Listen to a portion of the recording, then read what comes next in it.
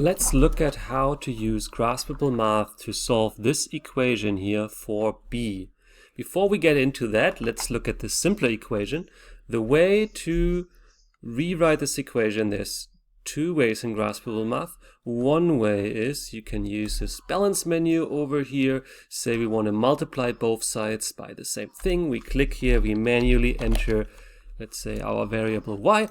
And there we go, we can cancel this out and we brought the y to the other side. Now this is great when students are just getting the hang of how all of this works. For today, I'll go back to this line and I'll show you a different way. You can also directly drag the y to the other side, and Graspable Math will automatically do the inverse operation to both sides. Even that is a bit slow for us today, so I'll go in the settings menu. Here you could actually completely turn off dragging, but we're going to switch to fast mode for this demonstration. And what that does is, now if I drag over the y, Graspable Math will do the simplification on the other side automatically, just bringing the y over. So this is maybe for students who are a little bit more advanced.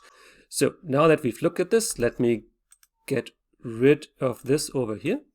And we'll look at our main expression there.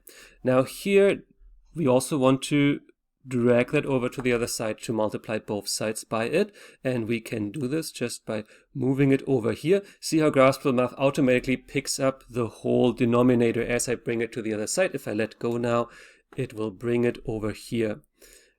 Next, I can continue by multiplying, bringing the a into these brackets here. I'm going to bring the b squared over to the other side.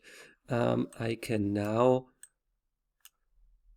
factor it out here and bring the a to the other side by adding it, and now divide both sides by 3a minus 1.